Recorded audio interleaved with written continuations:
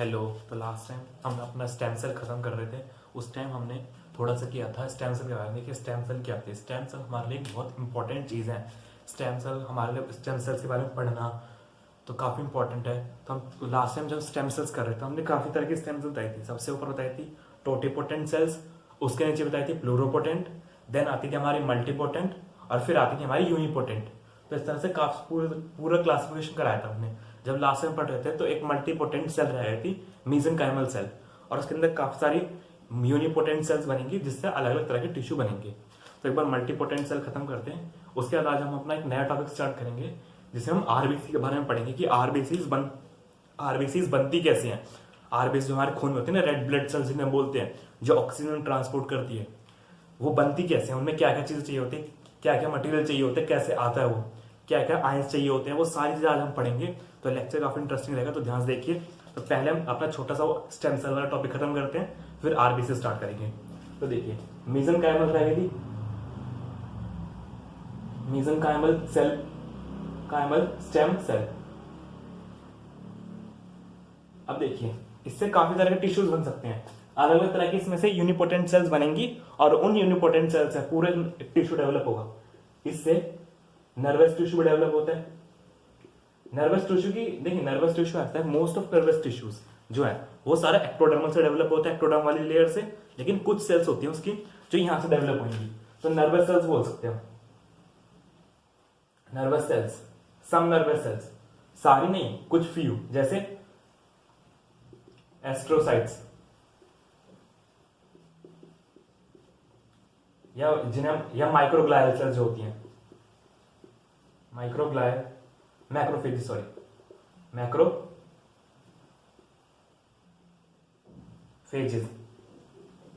Macrophages वगैरह जो होती हैं, ये सेल्स जो होती हैं, इनके बारे में आगे पढ़ेंगे नर्वस सिस्टम में। तो ये सारी मुझसे बनती है। साथ ही साथ यहाँ पे ब्लड के भी काफी सारे कंपोनेंट बनते हैं। ब्लड का प्लाज्मा, उसके लिए होती है यहाँ पे stromal cells, stromal stem cell,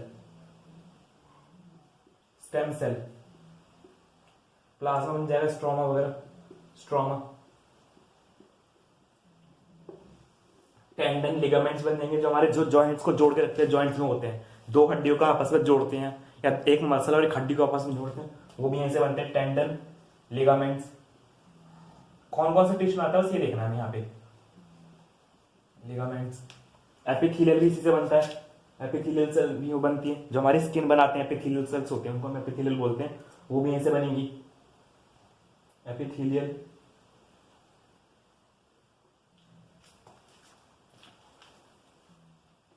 epithelial बन गई नर्वस टिश्यू, ब्लड की।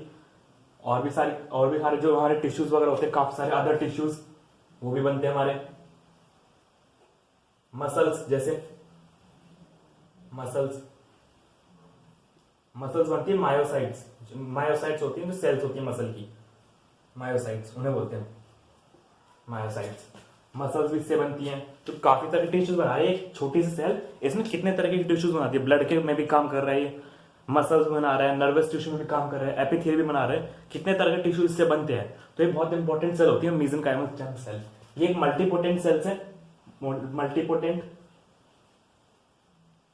स्टेम सेल,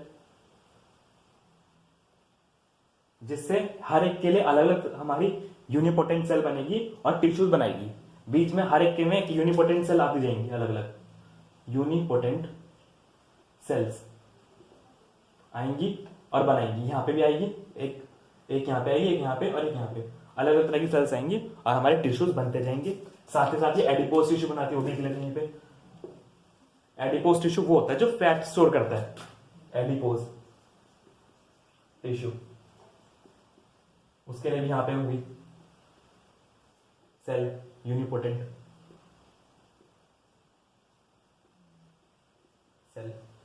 तो ये सारे टिश्यूज बना रहे हैं एक अकेला सेल, तो काफी इंपॉर्टेंट सेल है ये। इससे पहले हमने कौन सी पढ़ी थी मल्टीपोटेंट में, हेमोपोटिक स्टेम सेल। उसमें ब्लड के सेल्स बनाती थी, ब्लड के फॉर्म्ड एलिमेंट्स होते थे, वो भी काफी इंपॉर्टेंट होती थी। तो सारी सेल काफी इंपॉर्टेंट होती है। तो यहाँ पे हमारे स्टेम सेल वाला टॉपिक खत्म होता है। अब हम स्टार्ट कर रहे हैं अपना दूसरा, कौन सा, हमारा आरबीसी फॉर्मेशन, जो कि काफी इंपॉर्टेंट है। आरबीसी देखिए, शुरुआत से पढ़ेंगे, इसके फ्लो चार्ट में पढ़ेंगे आरबीसी के बारे में। पूरा फ्लो चार्ट वगैरह बना के, काफी इंपॉर्टेंट रहता है लेक्चर, इंटरेस्टिंग रहेगा। इससे क्या होता है, क्वेश्चंस ना छोटे छोटे क्वेश्चंस ना वो अलग अलग चैप्टर्स में पूछते हैं। कोई डाइजेशन से उठा लेंगे कुछ क्वेश्चन, अलग अलग हार्मोन्स आते हैं उनके बारे में, अलग अलग ट्रांसपोर्ट प्रोटीन आते हैं, अलग अलग उनके बारे में अलग अलग चैप्टर में इन्फॉर्मेशन दे रखी है। हम सारे एक साथ कंपाइल करके पढ़ रहे हैं, थोड़ी थोड़ी हर चैप्टर में दे रखी है आरबीसी के बारे में। देखिए आरबीसी फॉर्मेशन स्टार्ट कब होती है, ये हो जाती है स्टार्ट एट एम्ब्रियोनियल स्टेज, मतलब पैदा होने से पहले। एम्ब्रियोनियल स्टेज, ठीक। पहला पॉइंट ये कहां पे होती है, सबसे पहले कि जब पेट में होते हैं तब स्टार्ट होती है। इसमें चार्ट है, ध्यान रखिएगा, चार्ट आता है पूरा, पहले इसमें होती है, फिर उसमें, फिर उसमें, फिर लास्ट में कहीं और पे। सबसे पहले होती है योक सैक, एक ऑर्गन होता है, फिर आगे आ जाता है लेवर में। स्टार्ट योक सैक में, बाद में जब पैदा हो गया उस होने से पहले थोड़े टाइम बाद वो लिवर में आ गई, फिर आगे स्प्लीन वगैरह में भी होती है, साथ साथ में होती है स्प्लीन वगैरह में थोड़ा बहुत, और देन आगे हो जाता है, आगे होती है फिर बोन्स के अंदर, बोन्स में बोन मैरो। बोन मैरो क्या होता है, देखिए बोन मैरो कहते हैं, मान लीजिए हमारी हड्डी होती है, ठीक। हड्डी के अंदर एक छोटी सी कैविटी होती है इस तरह से, जिसके अंदर स्टेम सेल्स भरी होती है। यहां देखिए स्टेम सेल्स तो बने, कोई भी नया सेल टिश्यू वगैरह, हेमोपोटिक स्टेम सेल्स वगैरह यहाँ पे होंगी, वो जगह उनकी बोन मैरो के अंदर होती है यहाँ पे, इसलिए हमने पहले स्टेम सेल्स के बारे में पढ़ा थोड़ा। यहाँ पे जो स्टेम सेल्स होंगी, स्टेम सेल्स, इनसे बनेगा हमारे ब्लड की सेल्स। कौन कौन सी, क्या होते हैं, आरबीसी नाम होता है। आरबीसी बनती है, डब्ल्यूबीसी बनती है, प्लेटलेट्स बनती हैं, सबके लिए जो स्टेम सेल है वो यहीं पे होती है। फिलहाल हम आरबीसी का पढ़ रहे हैं। आरबीसी देखिए, आरबीसी का एक और नाम होता है एरिथ्रोसाइट्स।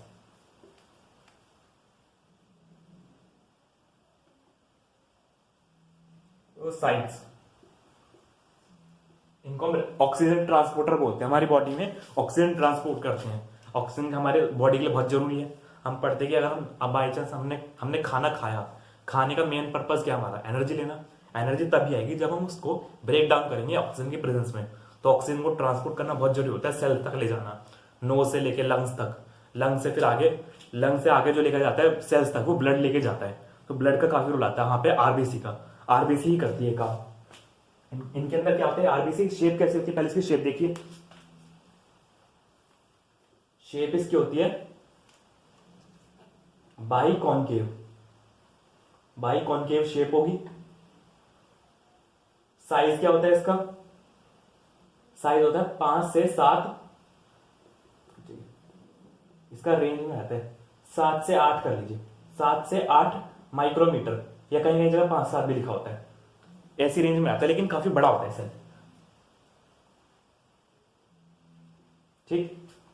इस रेंज में आता है। एनसीईआरटी में कहीं जगह ये वाला लिखा होता है, दोनों ही ठीक होते हैं। आप ये वाला याद रख लीजिए, दोनों याद रख लीजिए, दोनों चल जाते हैं। रेंज मान लीजिए इसकी पूरी 5 से लेके 8 तक की रेंज होती है पूरी रेंज, ठीक। इस तरह से चलता है। बाइकॉन्केव शेप होती है, ऐसी होती है बाइकॉन्केव शेप, देखिए साइड से मोटी, बीच से पतली। इसके अंदर एक पिगमेंट होता है,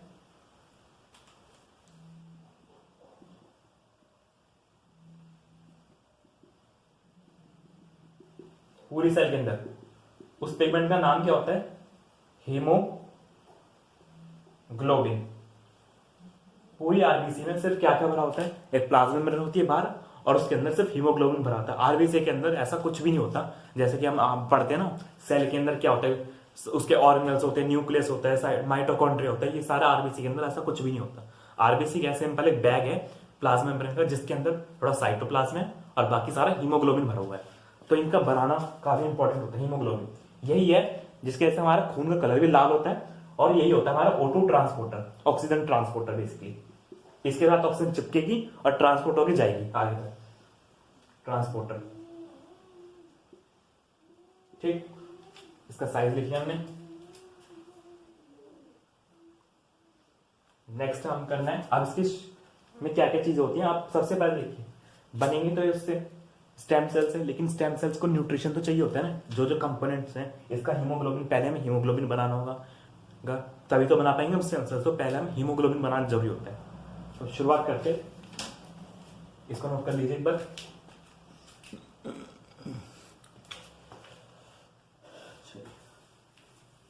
अब स्टार्ट करते हैं इसकी फॉर्मेशन कैसे होती है।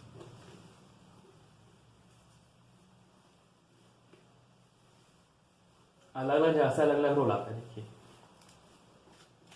देखिए सबसे पहले डाइजेस्टिव सिस्टम से, इधर डाइजेस्टिव सिस्टम, हम जो भी खाना खाते हैं सबसे पहले हमें हीमोग्लोबिन वगैरह बनाना है। उसमें प्रोटीन होता है, प्रोटीन से हम क्या बनाते हैं, एमिनो एसिड्स। एमिनो एसिड्स, इन एमिनो एसिड्स चाहिए हमें हीमोग्लोबिन में, क्योंकि प्रोटीन भी होता है। प्रोटीन और हीमोग्लोबिन क्या होता है, कुछ प्रोटीन की चेन्स होती है, उसमें हीमोग्लोबिन लगा होता है, उसमें हीम पार्ट लगा होता है। देखिए ऐसे होती है हीमोग्लोबिन की स्ट्रक्चर। पहले हीमोग्लोबिन की स्ट्रक्चर देखते हैं। पहले हम हीमोग्लोबिन बनाएंगे, फिर आगे की स्ट्रक्चर बना लेंगे। आरबीसी, आरबीसी के जो बैग होते हैं, कैसा होता है हीमोग्लोबिन में, 4 चेन होती है प्रोटीन की।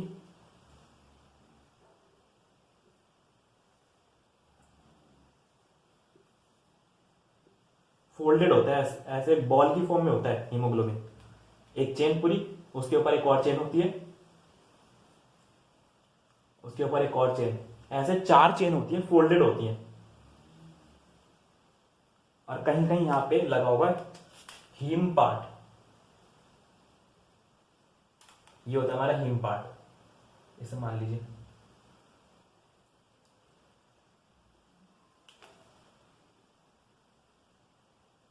ठीक, 4 होते हैं एक हीमोग्लोबिन में, 4 होते हैं हमारे हीम पार्ट।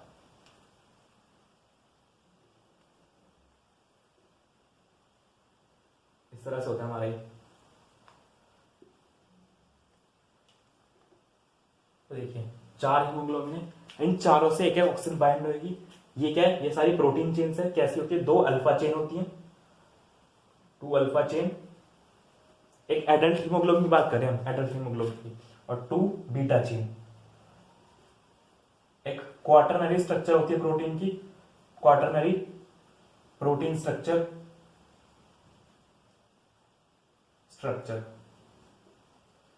इसमें क्या क्या चीजें होती हैं, एक तो प्रोटीन है, प्रोटीन एमिनो एसिड से बना होगा।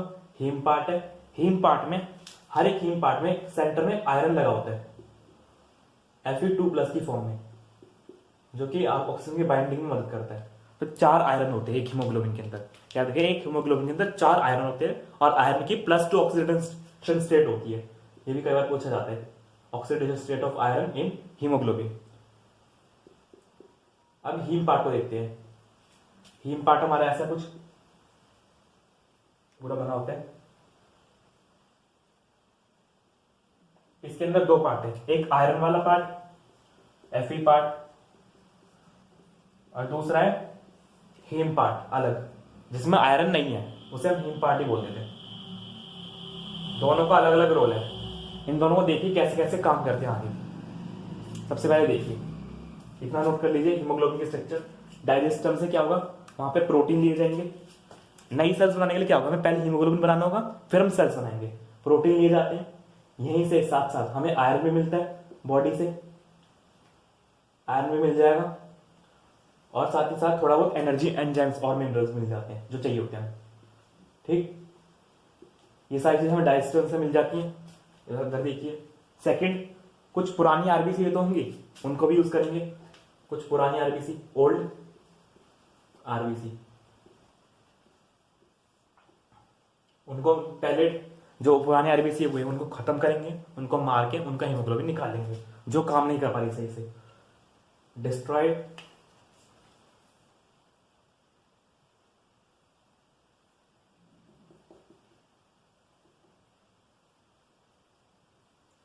उनसे क्या निकाला हमने, हीमोग्लोबिन निकाला।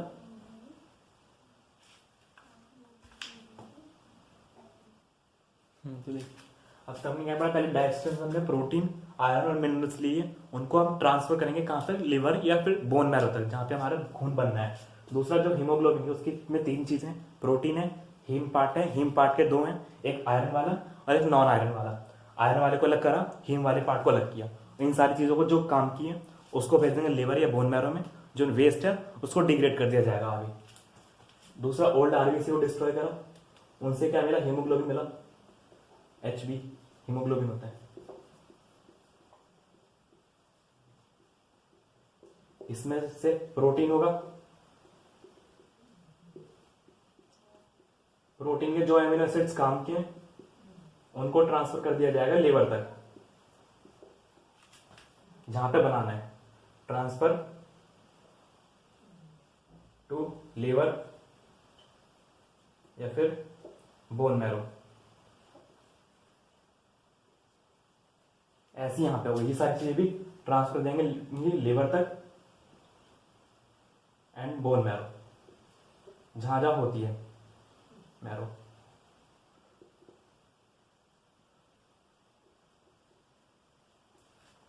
वहां से आप 2 चीजें ट्रांसफर दे देंगे, ये दोनों चीजें।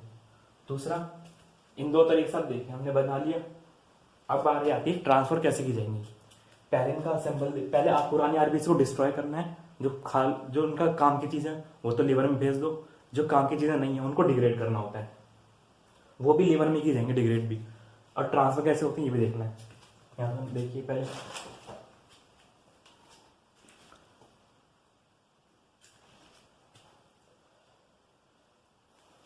वहां की जो स्टेम सेल्स होंगे ना वो इन सब न्यूट्रिएंट्स को यूज करेंगी और नए आरबीसी बनाए जाएंगे। तो लिवर और लिवर में होती है कुछ स्टेम सेल्स और कुछ होती है बोन मैरो में, वहीं पे इनकी स्टेम सेल्स के पास ट्रांसपोर्ट किया जाएगा, वो उनका यूज करके नई आरबीसी बनाई जाएंगी।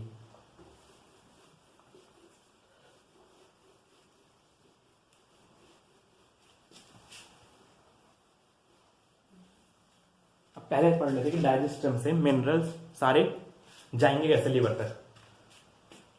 डाइजेशन से क्या क्या चीजें थी डाइजेशन सिस्टम में, प्रोटीन के एमिनो एसिड्स थे, एमिनो एसिड डायरेक्ट ब्लड के थ्रू ट्रांसफर हो जाएंगे, amino acids direct transfer to liver through blood, blood के थ्रू ट्रांसफर कर दिए जाएंगे, पहला। दूसरा क्या था, और क्या क्या चाहिए थे हमें, मिनरल चाहिए थे, वो भी डायरेक्ट ब्लड के थ्रू ट्रांसफर कर दिए जाते हैं, जो भी हमारे जिंक और कॉपर वगैरह होते हैं उनका भी रोल आएगा, जिंक कॉपर वगैरह ट्रांसफर कर दिए जाएंगे।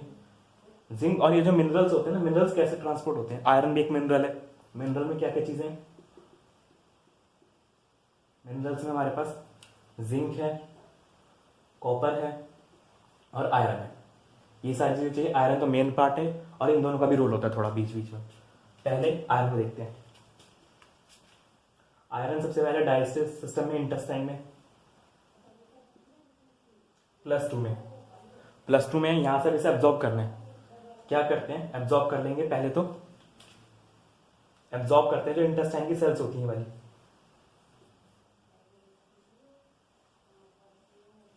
इन इंटेस्टाइन की सेल्स तक कौन एब्जॉर्ब कराएगा, इंटेस्टाइन की सेल्स में, इन यहाँ पे आता है एक प्रोटीन होता है, एक प्रोटीन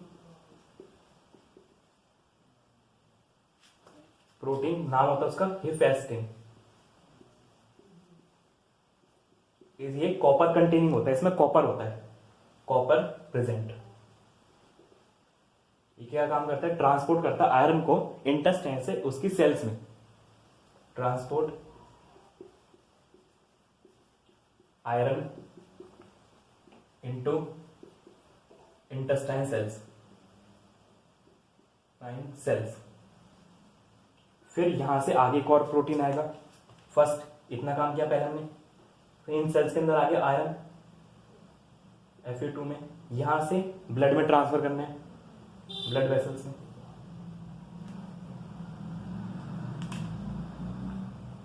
ब्लड जो पुरानी सेल्स बनी हुई है जो ब्लड में, यहां पर दूसरा प्रोटीन आता है।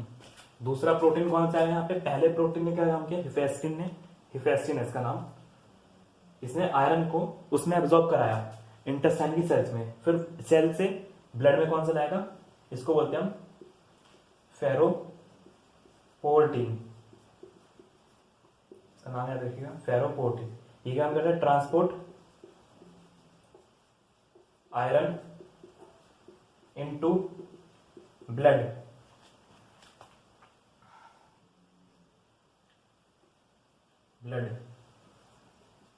From cells, intestine cells. ठीक। और आयरन भी डायरेक्ट ऐसे ट्रांसपोर्ट नहीं होता। आयरन को ट्रांसपोर्ट करने के लिए आयरन को डायरेक्ट ऐसे नहीं करते, उसको भी प्रोटीन की फॉर्म में करते हैं, प्रोटीन से लगाते हैं तब ट्रांसपोर्ट किया जाता है। किन प्रोटीन में प्रेजेंट होता है आयरन? दो प्रोटीन होते हैं, एक तो होता है फेरिटीन, इनमें आयरन होता है, दूसरा होता है हीमोसेड्रिन। इनके थ्रू ट्रांसपोर्ट किया जाता है, दोनों प्रोटीन है, इनमें आयरन प्रेजेंट होता है, iron containing protein, Fe containing protein. इनके अंदर आयरन को इनके अंदर चिपकाया जाता है आयरन को, और फिर ब्लड के थ्रू ट्रांसपोर्ट किया जाता है। ब्लड तक लाया कौन सा? फेरोपोर्टीन, और इंटेस्टाइनल सेल्स में कौन लाया? हिफेस्टिन। फिर यहाँ पे ब्लड सेल्स में इसको फेरिटीन और हीमोसेड्रिन में बदल के आगे ट्रांसपोर्ट किया जाएगा प्रोटीन्स। ये सारे प्रोटीन है, ये भी प्रोटीन है, ये भी प्रोटीन है, और ये भी हिफेस्टिन भी। अब इनको ट्रांसपोर्ट कौन करेगा आगे? यहाँ ब्लड के अंदर आगे इनको बदल दिया फेरिटीन और हीमोसेड्रिन में, आगे ट्रांसपोर्ट करता है इन्हें ट्रांसपोर्टिंग प्रोटीन, ट्रांसफरिन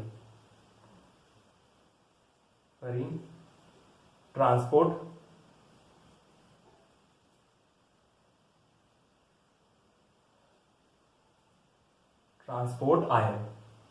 ये आयरन को ट्रांसपोर्ट कर देगा इन दो प्रोटीन्स की फॉर्म में। ये दो ट्रांसपोर्ट प्रोटीन है। अब बात आती है, हम कॉपर के भी दो प्रोटीन होते हैं, एक तो हमने पढ़ लिया, कौन सा था हमने पढ़ा? हिफेस्टिन। ये कॉपर कंटेनिंग प्रोटीन है, जिसने क्या काम किया? आयरन को इंटेस्टाइन की सेल्स में अब्सॉर्ब कराया, पहला। दूसरा एक और होता है आयरन, उसको बोलते हैं सेल्यूलो प्रोटीन। ये क्या काम करता है? आयरन को +3 से +2 में बदलता है, क्योंकि जब हम खाते हैं तब वो आयरन +3 की फॉर्म में होता है, उसको +2 में बदलने में हेल्प करता है आयरन, हेल्प। तो दो कॉपर कंटेनिंग होते हैं, इसमें भी कॉपर होता है, और ये फेरोपोर्टीन, ये अलग और ये फेरोपोर्टीन ट्रांसफर काम करेगा ब्लड तक, ब्लड से आगे ट्रांसफरिंग, और दो किन किन प्रोटीन फॉर्म में? फेरिटीन और हीमोसेड्रिन, इन दो फॉर्म में आयरन होगा, ट्रांसपोर्ट किया जाएगा कहां तक? To liver and bone marrow. और वहां पे क्या करेंगे? स्टेम सेल्स इनको यूज करेंगी और अपना नई आरबीसीज बना दी जाएंगी। ये तो डाइजेशन से काम हुआ।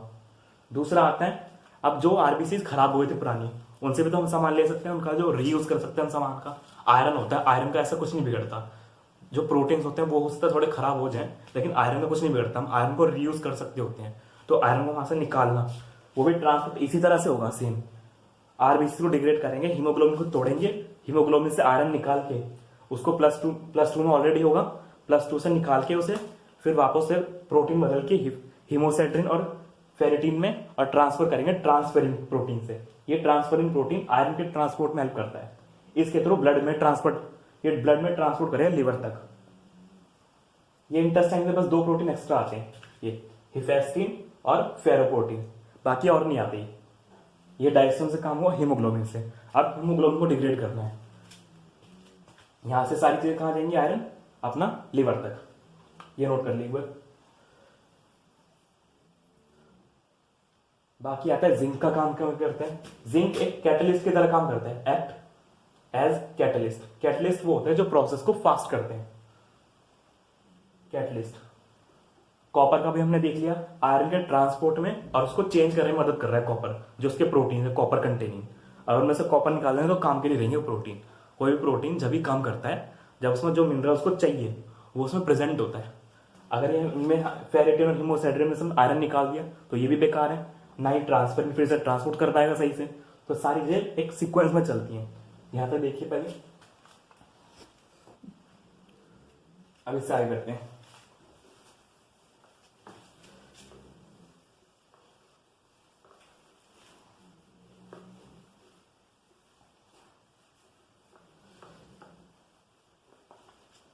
नेक्स्ट हमने क्या कहता है, जो पुरानी आरबीसी है, ओल्ड आरबीसी, उनको डिस्ट्रॉय करा, डिस्ट्रॉय, उसमें से हीमोग्लोबिन निकाला, हमें मिला एचबी। इसके 3 पार्ट थे, प्रोटीन जो यूजफुल होंगे उसके amino acids, transport to liver, उनको लीवर तक ट्रांसपोर्ट कर देंगे, ट्रांसपोर्ट टू लीवर, दूसरा आता है हिम पार्ट, उसमें से जो आयरन पार्ट है, एफी पार्ट, उसमें से आयरन निकालेंगे, एक्सट्रैक्ट करेंगे, एक्सट्रैक्ट आयरन,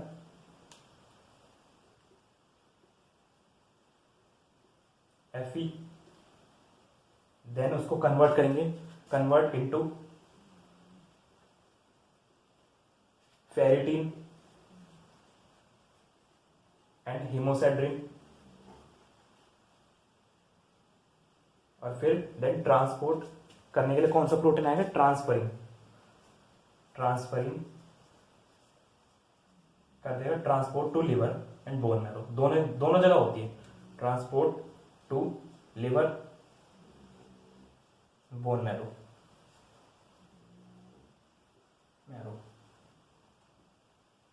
बात आती है इस वाले पार्ट का क्या हुआ, जो नॉन आयरन वाला पार्ट है, non iron part, iron part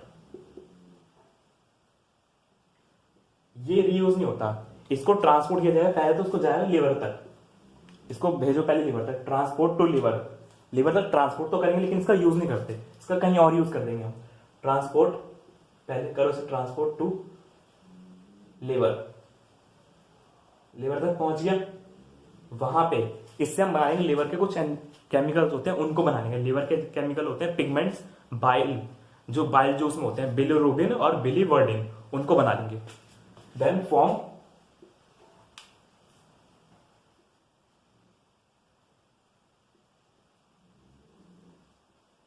bilirubin, पहले बनता है बिलीवर्डिन और फिर उससे बनता है बिलीरुबिन।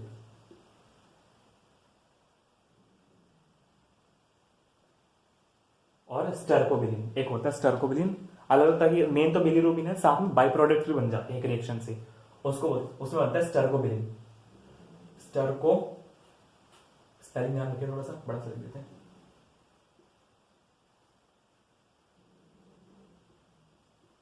स्टर्कोबिलिन।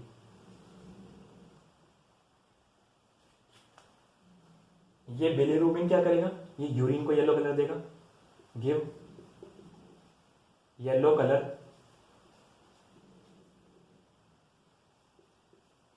टू यूरिन को देगा ये। और जो स्टर्कोबिलिन है ये फीकल मैटर को देगा, give colour to faecal matter.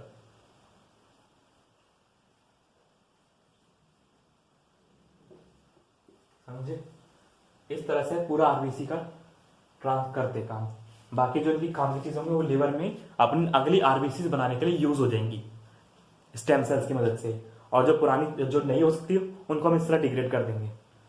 बाकी अलग अलग उसके बाद क्या होगा, ये आगे जाके इंटेस्टाइन से जो इनका वेस्ट बचेगा उसे बाहर कर दिया जाएगा फीकल मैटर के साथ साथ ही।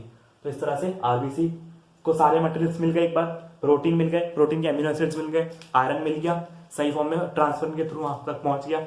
उसके बाद प्रोटीन और ग्लोबुलिन वगैरह भी वहां पे मिल जाते हैं, नए ग्लोबुलिन वर्ग बना सकते हैं, प्रोटीन पार्ट ही होता है वो भी, नए ग्लोबुलिन लीवर बना देगा, ग्लोबुलिन की जो पार्ट है, तीनों चीजें मिल जाएंगी, बोन मैरो तक भी पहुंच जाएंगी। फिर उनसे हम बना लेंगे अपना हीमोग्लोबिन। एक बार हीमोग्लोबिन बन जाएगा तो बाद में प्लाज्मा मेम्ब्रेन भी इजिली बन जाती है, वो भी प्रोटीन और लिपिड्स की बनी होती है, वो भी हम बना लेंगे इजीली।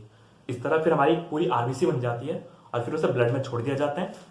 याद रखिए लाइफ स्पैन कितना होता है आरबीसी का, लाइफ स्पैन होता है आरबीसी का 120 दिन।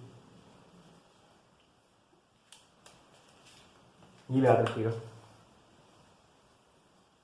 ठीक। एक बार इसे नोट कर लीजिए। स्टेम सेल्स में देख लीजिए अब क्या होगा, स्टेम सेल्स कैसे बनेगी।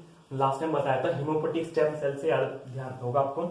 एक निकली थी एरिथ्रोब्लास्ट, एरिथ्रोब्लास्ट एक सेल्स बनी थी, याद रखें एरिथ्रोब्लास्ट। और फिर नेक्स्ट स्टेज आती है रेटिकुलोसाइट, इनमें न्यूक्लियस होता है और साथ साथ और माइटोकॉन्ड्रिया वगैरह भी होते हैं। जब आरबीसी मैच्योर होती जाती है तब उसमें न्यूक्लियस माइटोकॉन्ड्रिया सब बाहर कर दिया जाता है, सिर्फ हीमोग्लोबिन के लिए स्पेस बनाई जाती है उसके लिए। तो उसका सीक्वेंस कैसे चला था, लास्ट टाइम बताया था। पहले बनाई थी हमारी हिमोपेटिक स्टेम सेल, स्टेम सेल, उससे बनी थी एरिथ्रोब्लास्ट। ब्लास्ट हम लगाते हैं किसी इमेच्योर सेल के लिए वर्ड, और साइट लगाते हैं मेच्योर के लिए। फिर बनी थी रेटिकुलोसाइट, देन बनी थी हमारी एरिथ्रोब्लास्ट, एरिथ्रोसाइट साइट। ये सीक्वेंस रहता है। और जो चीजें चाहिए होती है वो हमने ऑलमोस्ट ट्रांसपोर्ट कर दी हमारी, हमने अलग अलग जगह पे सारी, और फिर हमारा जहां जहां चाहिए होती है इनकी जरूरत, और इस तरह हमारी आरबीसी बन जाती है। तो यहाँ पे हमारे आरबीसी इस तरह से पूरी फॉर्म होती है। आरबीसी हमारी बॉडी में बहुत इंपॉर्टेंट होती है। आरबीसी काउंट में देख लेते हैं एक बार। आरबीसी काउंट याद रखिए, जो 5.5 होता है करीब मिलियन पर माइक्रो लीटर, ये काउंट होता है मेल्स में, और करीब 5 मिलियन होता है